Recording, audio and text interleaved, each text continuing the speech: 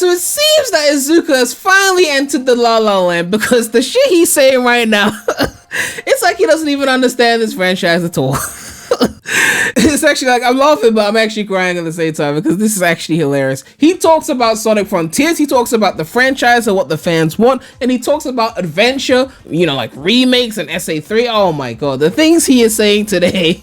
He is living in La La Land right now. Well, technically he's working on Sonic Frontiers, so La La Island. He in La La Island right now. That's the second island.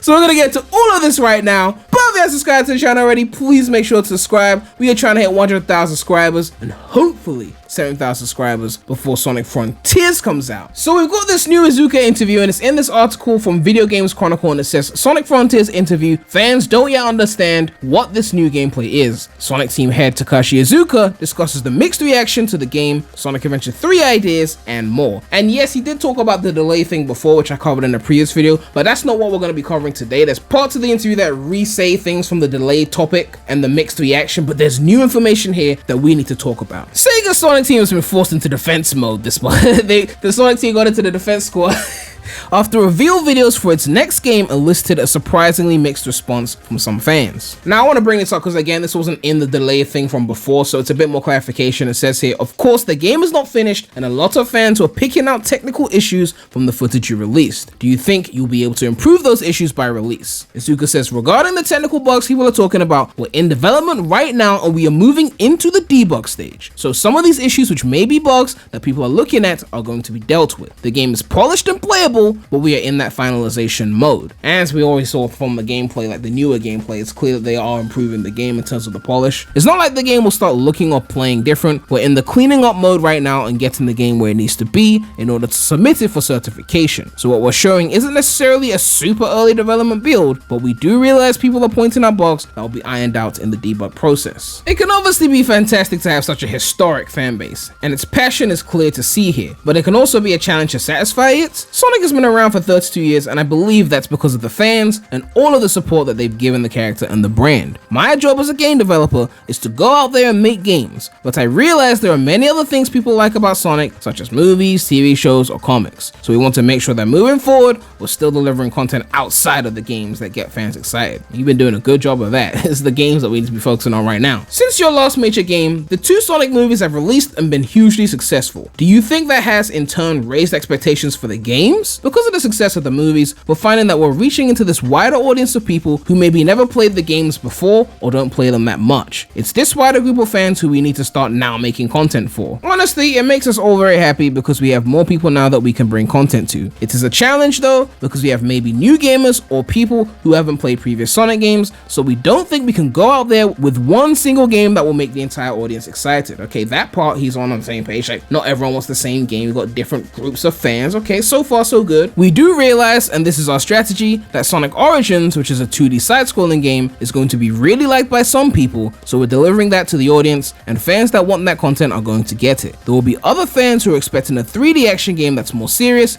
and that's what Sonic Frontiers is coming out to be. So far, nothing outrageous. Let's keep going. It's about getting these different groups and our wide base of fans excited about what we're delivering. The challenge is, now that we have these different groups of people who all want different things, how are we going to keep bringing more content to this wider audience? Given the movie's big success, have you considered bringing some of their elements over to the games, such as character designs, etc.? Iizuka says, because the movie Sonic came from where the game started, trying to take the movie qualities and stick it back into the games doesn't really work well. What I want to do is stay faithful to our game Sonic and really expand on the game Sonic to incorporate new ideas that are going to get people excited about the games. Even though Kishimoto already said he was taking movie elements and put it into Frontiers, but okay. In our mobile games, we do have movie Sonic appearing as a guest character, and that kind of collaboration feels really good because there are people who saw the movie and only understand the character through that. But the game Sonic is really the core essence of the character, so instead of trying to take the movie and put it inside of the game, I really wanted to expand on the game to make it appealing to everyone. I think having movie Sonic as a guest character is viable and certainly something that we're going to do. Did he basically just confirm movie Sonic was going to be in Frontiers? But keeping the essence and core of Sonic in the games and then expanding out is probably what I'd prefer to do rather than try to shoehorn in the movie. Alright, now this is where things start to take a turn for the worse. First, they ask how challenging is it to make a game that appeals to both old and new fans, especially since the most engaged audience seems to have a very specific idea of what they expect from a Sonic game. Iizuka goes, from my perspective, it's not so much about old and new fans, it's really more about the game genre and the types of games that people like. I see a core fan base of people who really like the 2D side-scrolling format and people who really like the 3D action format. Trying to put those both together to make everyone happy doesn't really work. You're probably thinking, okay, that sounds right?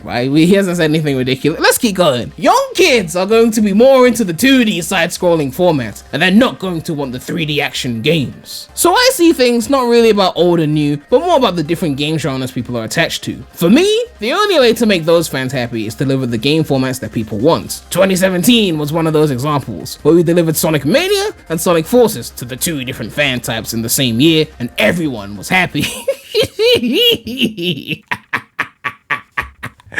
So moving forwards, we want to make sure that we're making the genres that are hitting these audiences. I mean, of course, let's skip over the part where Forces has 3 playable characters, including classic Sonic, and all 3 of those playstyles have 2D gameplay in them, and the game has more 2D than 3D. Everyone was taken care of. Now, he's about to go into the adventure shit after this, but before that, we need to talk about this, okay? Iizuka has kind of gotten into his head that there's 2 groups of fans. There's 2D fans, and there's 3D fans. But he's forgotten that there was this thing called the adventure era that has its own set of fans that's separate from the boost, and it has very different things in it, okay? And that section of fans have not been catered to in a long time. He's kind of forgotten about that, and he's assumed that young kids only want to play 2D games. And like, just speaking from my own experience, like when I was a kid, I definitely wanted to play 3D games more than 2D. To be fair, I grew up in the early 2000s and 3D was cool and 2D was like considered shit because it was old, and then eventually 2D gained popularity again. Nowadays, like with my niece and nephew, like they love playing games like New Super Mario Bros. And Mario Maker, but that's mainly because the co-op was so good. I mean, we also played 3D World. They also love sinking hours into Mario Kart. When I had Super Mario Odyssey on my Switch, they wanted to play. Even Mario 64, they wanted to play when I got the collection. I've forgotten the name of the collection. So this idea that young kids only want 2D, I don't know, because it's simpler, they can't comprehend. I don't know, right? There's plenty of easy 3D games for them to play. Odyssey, the kind of game that you could just get lost in and play even if you don't know what you're doing, right? But anyway, man, let's get into the adventure shit, because this is where shit really heats up. You mentioned in an IGN interview that you like to one day work on Sonic Adventure 3. What would that game look like compared to Frontiers? IGN asked very directly about making Sonic Adventure 3, so I was just answering the question. I'm not saying we're definitely making Sonic Adventure 3, although people may want to believe that. I just want to reiterate that the entire team is focused on Sonic Frontiers, and they really want to make it the best game that it can be. In the future, yes, Sonic Adventure 3 is there as an idea that at some point it would be cool to maybe explore, but that's not part of the plan, and that's not what I'm doing. It's all about Frontiers right now, and we have no plans for Sonic Adventure 3 at this point. I just want to be clear with everyone. But yeah, as somebody who made Sonic Adventure 1 and 2, it is on my mind as some idea that I could potentially think about in the future. But from your comments, doing another Sonic Adventure sounds like something you thought about? I've always focused on the game that I'm creating now. I think that's maybe where people start spinning off into the what if scenarios. The team is always focused on whatever it is that they're making at the time because they have to make it and it has to be great. All these things in the future, yeah, when we're done with one title and think about what we're doing next, that then comes up. But whenever we're in development, everyone is hyper focused on the game that we're making right now, and we're not even thinking about future titles. So just to be clear, is Sonic Adventure 3 something you'd seriously consider,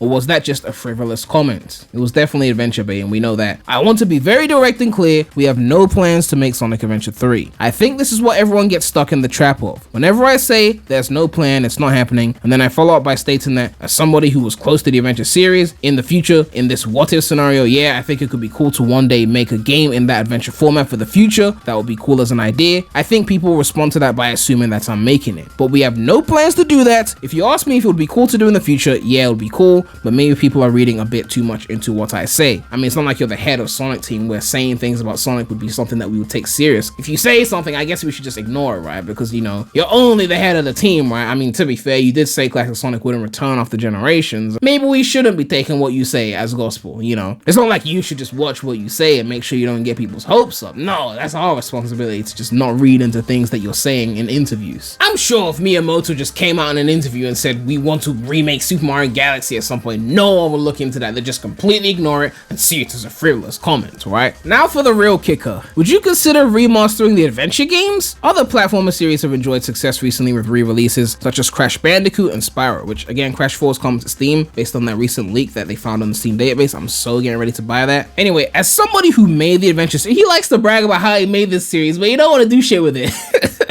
Anyway, when I go back and think of what I would like to do to make the old games more of an experience for the modern audience, there are lots of things I have in my mind that I want to do. But if we just talk about remastering those titles, to me that's just about making the graphics nicer and polishing up a couple of things. It's the same game, but looking prettier, and that's not what I want to do. There's lots more work that I want to put into creating a new Sonic Adventure game. That's why there's no remaster. And I think that's the biggest thing here. And what he's saying here is annoying, but I expected it from Iizuka because he's proven in the past to want to do shit like this. Like for example with Sonic Colors, a game that was already not the most challenging game. When re-releasing it, they made all sorts of changes like the tail save, which was mandatory, no way to turn it off. Iizuka's always been about that, making games easier so everyone can play, and I guess fuck those who want a challenge. And I'm sure his idea of an Adventure 1 and 2 remake would involve some things to make the game way easier, right? I imagine lives removed for everyone, no classic option, even though they kept it in Origins, but they decided not to keep it in Colors. I don't know what the situation is, the logic behind that, why you'd keep it in one but not in another. But I can imagine them removing lives, which that in and of itself is not the worst thing in the world because I don't game over in those games. But you can think about the mechanical things that they would change in these games that would piss off a lot of people who grew up with the originals, right? And if there's no option to do it the original way, it's going to be a big deal, right? I understand that old games have mechanics that may have not aged the best, and it's good to be able to take them and say, okay, we're going to refine this or refine that. I'm sure very few amount of people would complain if they made something like Bathe the Cat optional, right? But when you ask the average person who's played the adventure games what they'd change it by, a lot of people, especially people who didn't grow up with the games, have got long lists of things that they would change. And when does it get to a point where there's no longer any integrity in a remake, right? Because when there's a remake on the table or a remaster, I feel like integrity is an important thing. A lot of people were upset with the Spider-Man PS5 remaster because it was like, you just completely changed the face of the character. Like, you just don't do that with no option to use the old one. Now it's come to PC, people are gonna mod the old one back in, so I guess we forgive them now, but it was pretty hard for someone who really loved Spider-Man PS4, like one of my favorite games ever, and then you just go and change the whole face of the character, right? I mean, to be fair, SADX changed Sonic's model and a bunch of other things, and to this day, there's still people who don't like SADX because of it, because of the visual changes. Even going as far as to make a whole ass website comparing DC to DX and shitting on DX all the time. Like, I mean, people go crazy for this kind of shit. You know that fans care about these changes. Now, as for me personally, I prefer DX, but there's still some things I prefer from the Dreamcast version as well. My ideal version of the game is, I guess, a mix of the two, but everyone gets so toxic about that debate, I don't really want to get into that. Now, while SA2 was my first Sonic game, I do feel more precious about SA1 because that's the one I love more, so I made a video talking about what I would want to see in a Sonic Adventure remake, and I did say that I wanted to keep things a lot more authentic. There were some changes, but they were slight, but I never did SA2 because I felt like I would change too much because I didn't love it as much as a whole, and the changes that I would suggest would probably make something that's inauthentic to the original, right? And I'm not a fan of making inauthentic remakes or remasters. That's just something I don't gel with. If you're gonna remake an old game, there needs to be some kind of original mode where you don't piss off the people who grew up with the original. If you want to do some modernization shit, cool, but it needs to be a separate mode. But yeah, I would expect some polarizing changes from Iizuka if he ever does remake those games, and he's clearly said that the reason why he hasn't given them some quick re-release to make a quick buck is because he wants to go all in and basically just rework a bunch of things. Given that he made those games, those are his babies. Back then he was still under the rule of Yuji Naka, so there's probably some things he couldn't do, but now that he really is the head of the team, if he wants to make certain changes that make the game nice and easy for everyone, whether it's making all the other playstyles optional or removing lives or adding way more automation into the game so it's nice and easy. Imagine all those SA2 rail grinding, all that balancing and all that shit is just gone. You just like go on the rail and it just takes you to the end, you know, like colors and forces. That would be pretty upsetting because SA2 rail grinding is probably the most special thing about the game in my opinion. It was the first Sonic game to have rail grinding, and it was the hardest rail grinding in the whole series because of that balancing and that momentum. Although I'd say Heroes rail grinding was tougher in the sense that the level design was tougher because they did a lot more shit with the rail grinding, a lot more enemies on the rails, a lot more rail switching, but just the general balancing mechanic was tougher in SA2. But yeah, man, let me know what you guys think about this. Iizuka's talked about Sonic Frontiers, he's talked about what the fans want, he's talked about Adventure 3 and Adventure Remakes, and I wouldn't be surprised if we got Adventure Remakes by the end of this decade, or at least Adventure 1 and then maybe SA2 later, but I will be expecting major changes that will probably piss us off and make us want to play the original again. Maybe mods can save the changes, we'll have to see. And of course, a big shout out to all my channel members. If you want to become a channel member, you can click the join button next to the subscribe button. But yeah, make sure to like, comment, subscribe, hit that